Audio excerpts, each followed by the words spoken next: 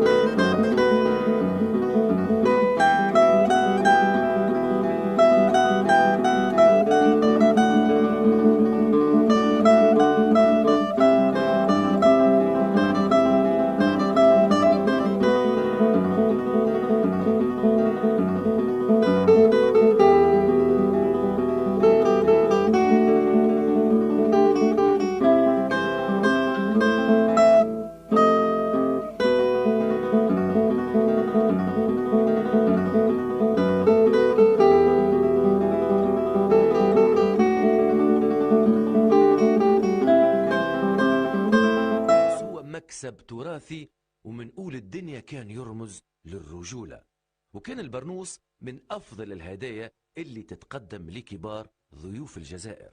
يتعدى صنع البرنوس بالعديد من المراحل، أهمها جمع المادة الأولية كما سبقت قلت وبر الجمال، وخاصة وبر المخلول يعني الناقة على خاطره أكثر جودة.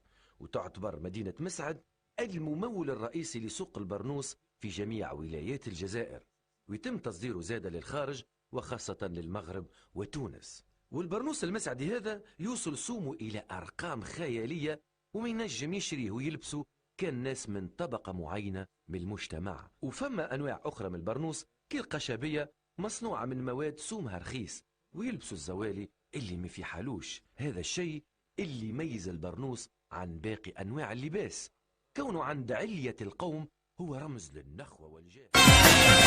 يمون البرنوسة دربور واحد وادي، يمون البرنوسة دربور واحد وادي، يمون البرنوسة دربور واحد وادي، يسير نية فاري تعلم أهد حنانية. يسير صبرنا على الغربة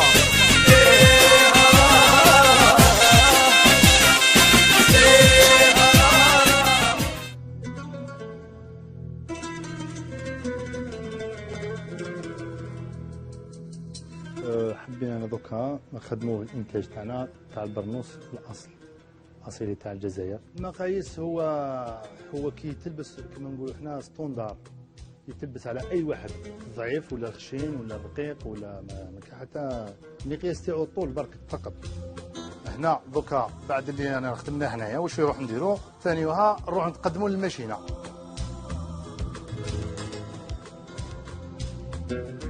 بعد ما خيطنا البرنوس في الماشينه، الان راح نبداو المرحله الهامه وهي الغرزه. احنا نسموها في المديه هنا نسموها الغرزه. وهذه الغرزه يلزم لها زوج، واحد والمساعده تاعو، يعني الانسان اللي يغرز ولازم الواحد يساعده. هذا راح يشد معايا الخيوط. هذه هي الخدمه. ايا روح يا سيدي.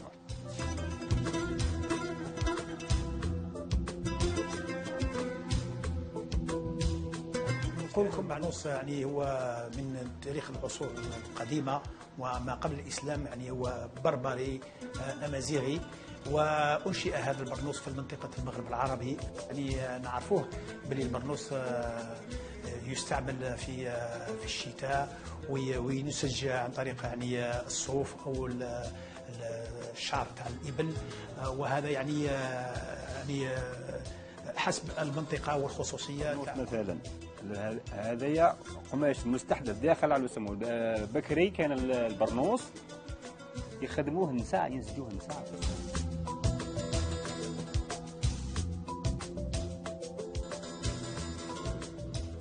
وعندنا البرنوس يستغل في هذا المجال للافراح، الافراح نتاع هنا في المديه، ان العروسه هي لازم تخرج بالبرنوس. رانا في مناسبه بنوليو نعرفوا للناس الاصاله تاعنا ما تنتغيبش عليهم، سورتو من جهه الجزائر، كل واحد كيفاش يسمي هذا البرنوس. محمد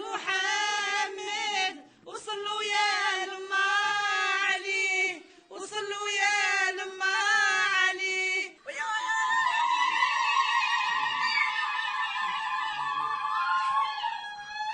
والبرنوس هذا يحتوي على بزاف الغرز اللي فيه، كاين يخدم بالبرودي، كاين يخدم بالغرز اليد، كاين يخدم بالكترو تاعنا بوسط الحساب عليه هو ديجا مسوزدي.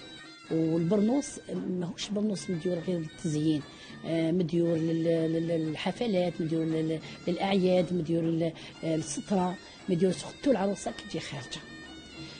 ما كاينش حاجه شابه اللي تزين العروسه كي تكون خارج بابها بالبرنوس باي يحضنها بيخرجها تحت جناحه.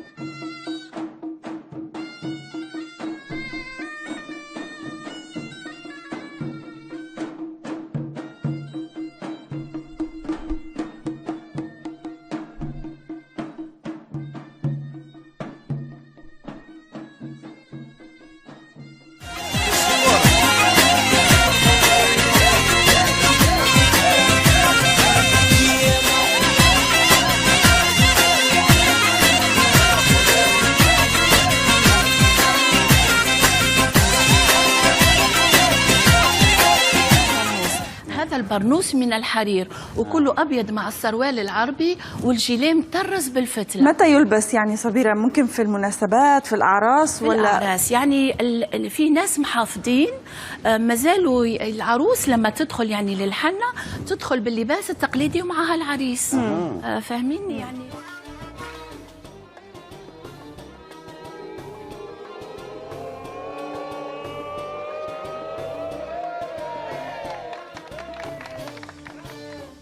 يمتطي العريس الحصان العود، ثم يرتدي الرداء الأبيض التقليدي البرنوس ليقوده فرسه إلى عروسه برفقة الخيالة الفانتازيا. وفي تقليد تراثي أصيل يلوح العريس بالبرنوس ويلقيه على أصدقائه وسط إطلاق البارود ورقصات الخيالة.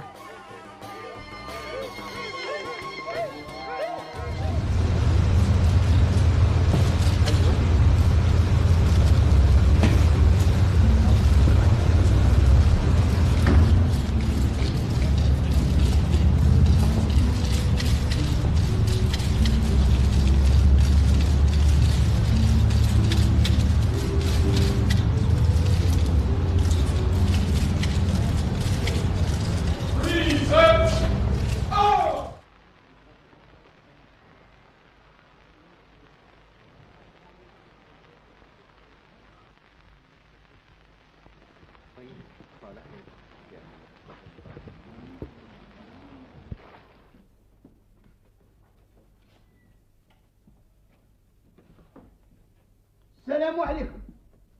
شد هادو ما همش مسلمين، السلام وما يردوش. عليك شوف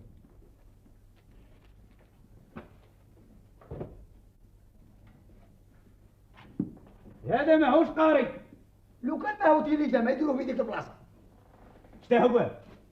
العزا طرش. يا لو كان ماهو تيليجا ما يديروا في ديك البلاصه. يا حي على عزا.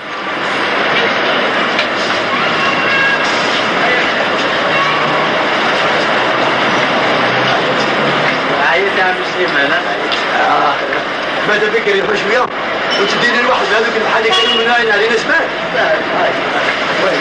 ما هو بعد لا.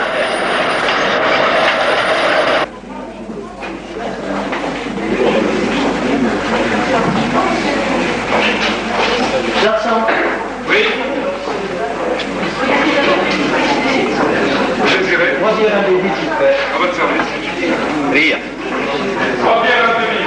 Allah.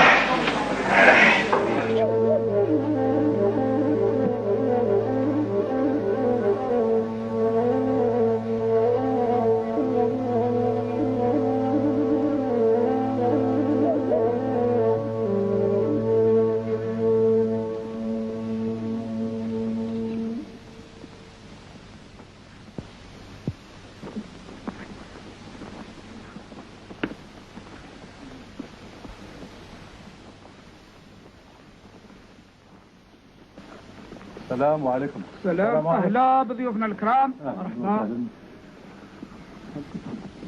تفضلوا تفضلوا.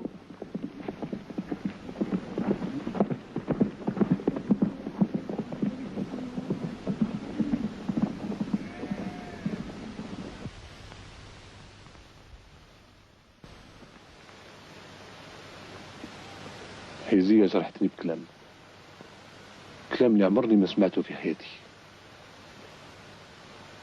وده هو سبب طلاقنا،